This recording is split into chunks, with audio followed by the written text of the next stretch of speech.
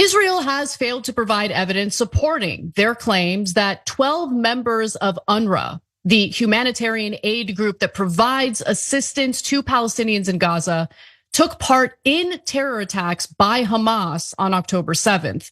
And that's according to an investigation that was done by Channel 4 News in the UK, which obtained the confidential Israeli document laying out its claims. Now, this document was supposed to provide the evidence for why Israel believes that these individuals were engaged in the terror attack, or that UNRWA overall has a problem with individuals being tied to Hamas. So let's take a look at part of the investigation and I'll fill in the blanks. The document repeats an allegation the Israel Defense Force has made many times, that the Hamas terrorist organization has been methodically and deliberately emplacing its terrorist infrastructure in a wide range of UN facilities and assets, but provides no evidence to support its explosive new claim that UNRWA staff were involved in the terror attacks on Israel, just stating, "From intelligence information, documents and identity cards seized during the course of the fighting, it is now possible to flag around 190 Hamas and Palestinian Islamic Jihad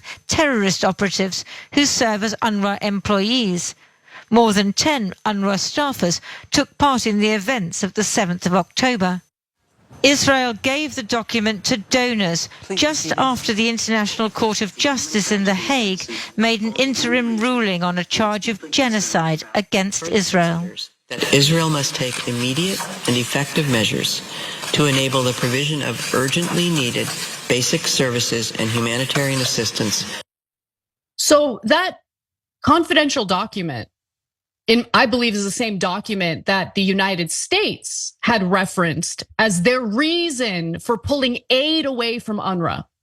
That there was compelling evidence that persuaded the United States government to do this. But there is a reference to possible evidence, but that confidential document provided none of that evidence. None, zero. They just simply made the claim. And then you have more than a dozen countries, mostly Western countries, pull funding and aid away from UNRWA, which is so incredibly critical in providing humanitarian aid to Palestinians who are literally starving to death. It's just, listen, obviously we were open to the possibility, and I'm still open to the possibility that maybe some members, there is some evidence that some of those members engaged in terrorist attacks or are linked to Hamas, but we have to see the evidence of that. You can't just take what they're saying at face value, especially given how many lies the IDF and Israel has been caught in already. This is outrageous, man, but there's more from the investigation I want to get to. Before I do that, Cenk, I wanted to hear your thoughts on this. Yeah, I think why Israel did this is very interesting, and I want to come back to it a little bit later. But first on the substance of it.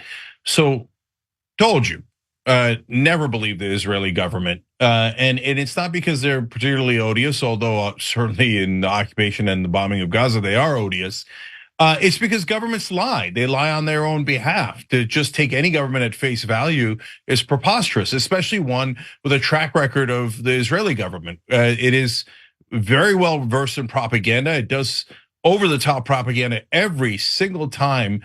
And so for UNRWA, or the UN, or the America, or any of the Western countries to take it at face value, one is preposterous, but two shows you, like, you think they don't know that Israel is very likely lying. Oh, golly gee, that's the 200th time in a row. Oh, we're still surprised. Come on. In other words, they wanted to help Israel destroy this UN group that was helping the Palestinians. And they just needed a fig leaf, an excuse to do it. And so an unsourced, unsubstantiated, totally made up claim was plenty good enough. And so when I talk about there's politics at the UN, guys. Of course, it's a nation. It's a combination of all the nations. They all have different political interests, and there's tons of politics. And one of the biggest political factors is the power of the United States, which is by far the largest, the most powerful country within the UN. And they put tremendous pressure on every organization to do whatever Israel says. So when UNRWA got this report, they panicked and immediately fired 9 people. when it turns out there was no evidence at all. So, and you have to keep that in mind when you see countries and the UN acting in the way that they do. Don't be from the old school where the establishment media would tell you, well, if the Western countries say it, it must be true. No, unfortunately, these days, that's actually probably the opposite. Now, look, the UN fired all those people with no due process, but I understand why they did it. They did it with the hope that it would show how seriously the UN takes this, how seriously UNRWA, which is a UN-linked organization, how seriously they take the allegations, and they didn't want to risk losing funding to this critical organization. That's why they did it. But yeah, obviously absolutely. That wasn't good enough. That wasn't good enough, right? Because immediately you have over a dozen countries pull funding when we all know that there's a block on humanitarian aid going into Gaza. Okay, we know that Palestinians are starving to death. They don't have access to clean drinking water.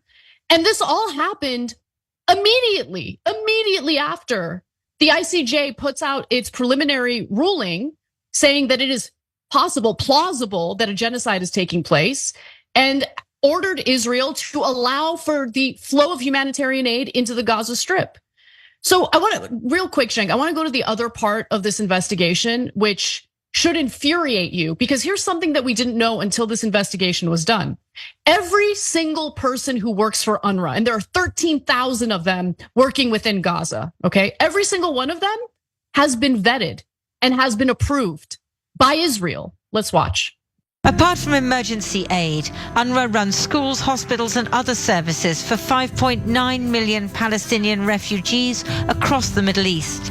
It employs 13,000 Gazans, all of whose names have been checked against a UN terrorism list and as recently as last May were vetted and approved by Israel.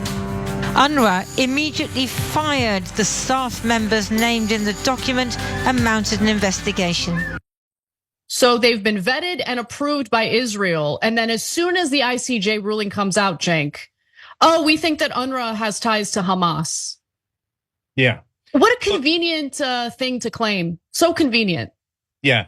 Look, you saw it with the deans of the top universities here in America. You see it in cancel culture all the time with professors and protesters. Nancy Pelosi even saying that pro-Palestinian protesters are Russian agents and Chinese agents, etc. Anyone who dares oppose Israel will have their character assassinated, and sometimes their lives assassinated, like Abu Akleh, an American journalist in the occupied territories, let alone the dozens of journalists that have been assassinated by the IDF during this latest conflict. So character assassination was guaranteed for UNRWA, because what does UNRWA do? It gives humanitarian assistance to the Palestinians, and that leads you to your why. Not only were they mad at the UN for saying that they might be committing a genocide, how dare you try to accurately critique Israel? That's not allowed. But on top of that, the main thing they want to do is make sure the Palestinians suffer 100%, as much as humanly possible. And if you cut off humanitarian assistance, more of them will starve, more of them will die, more of them will be humiliated and demeaned and degraded. And that is exactly what the right-wing government of Israel wants, and they prove it with every action that they have. And still we have Israeli surrogates going around in ridiculous fashion claiming Israel's the only moral country. When they murder civilians, they do it in the most moral, spectacular way. They're trying so hard not to hurt the civilians. If you still believe that, you're the world's largest sucker. Look at what they just did to this humanitarian assistance group. That's because they don't want that assistance going to the Palestinians.